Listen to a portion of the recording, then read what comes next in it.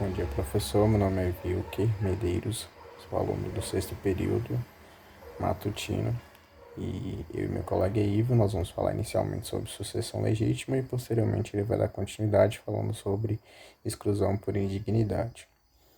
Bom, a sucessão legítima ela é regulamentada de forma supletiva pela lei, ou seja, quando não há um testamento ou quando o testamento ele for parcial, nulo ou for ineficaz, estiver caducado, entra aí a sucessão.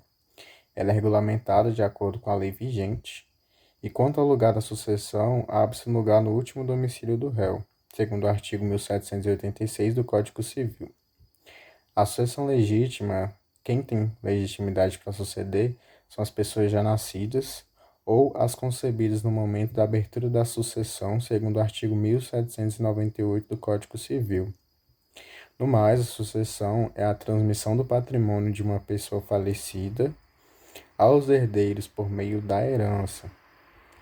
O sucessor será denominado herdeiro legatário. Os herdeiros legítimos decorrem de determinação legal e se dividem de herdeiros necessários, descendentes, ascendentes e cônjuges. E também os facultativos. Os facultativos são os colaterais de até quarto grau e o companheiro, sendo que recebem a herança a título universal. Já os legatários são aqueles que, para quem deixou o bem por meio do testamento, recebem legados a título singular.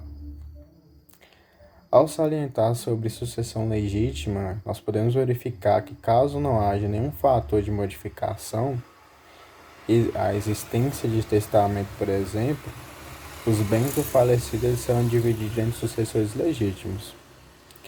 A sucessão legítima é aquela prevista pela lei e que, independente da vontade dos envolvidos, definirá como será feita a divisão dos bens. A regra é bem simples, há uma ordem de preferência entre a existência de uma classe que exclui as demais. Observa-se que para estar disponível é aquela de qualquer pessoa, né, que tem herdeiros necessários, ela pode dispor somente de 50% de todo o seu patrimônio. É aquela parte legítima, é aquela parte intocável. Ela é destinada aos herdeiros necessários, são pais, filhos e o cônjuge. O intuito, né, da sucessão legítima está conceituado no artigo 1846 do Código Civil, que dispõe sobre pertencem, né, aos herdeiros necessários de pleno direito a metade dos bens da herança, constituindo assim a legítima. Bom dia, professor. Hoje eu vou falar sobre a indignidade dos atos contra a vida, atos contra a honra e contra a liberdade para testar. O que é a indignidade e exclusão?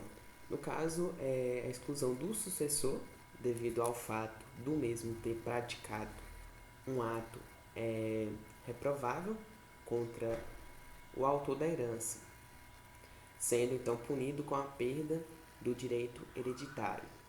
A indignidade é uma seção civil que acarreta na perda do direito sucessório.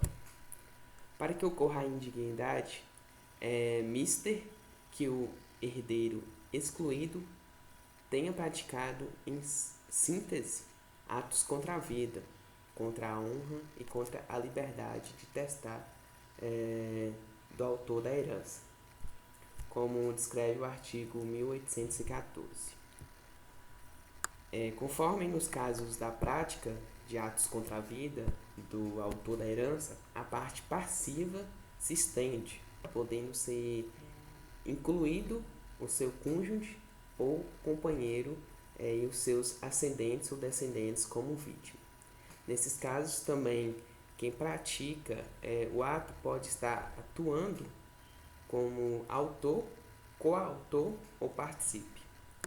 No tocante nos atos contra a vida, entende-se o homicídio doloso, tentado ou consumado contra o autor da herança. E como visto acima, o artigo 1814 do Código Civil em seu inciso primeiro, abrangeu como vítimas o cônjuge, o companheiro, os ascendentes e descendentes. É importante frisar também que, para a modalidade de atos contra a vida, não há a necessidade da sentença condenatória, pois a discussão da prática do homicídio é apenas no âmbito civil.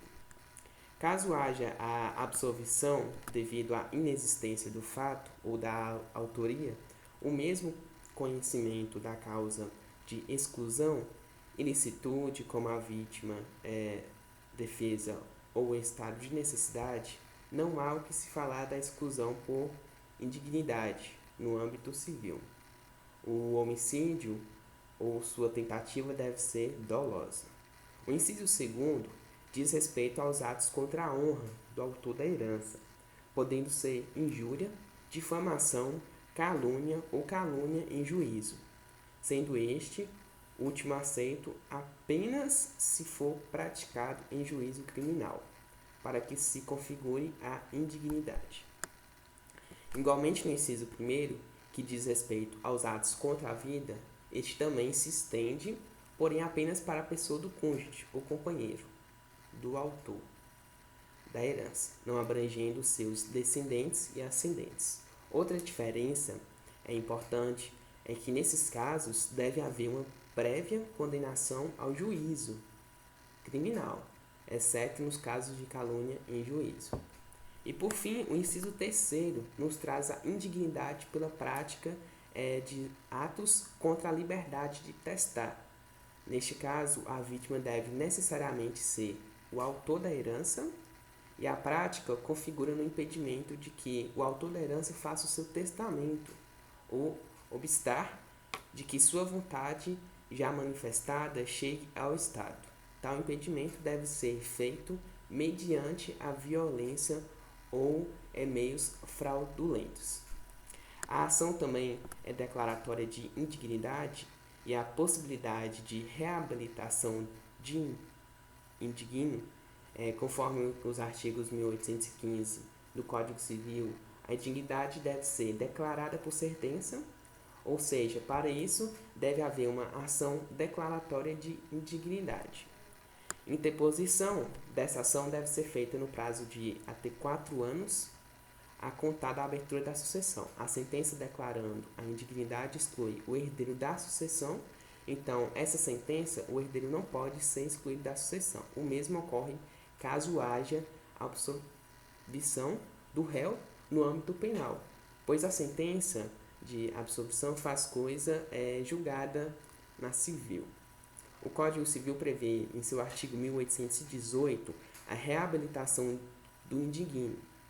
Essa reabilitação, ou perdão, é o ato em que o autor da herança perdoa o indigno de forma expressa em uma cédula testamentária.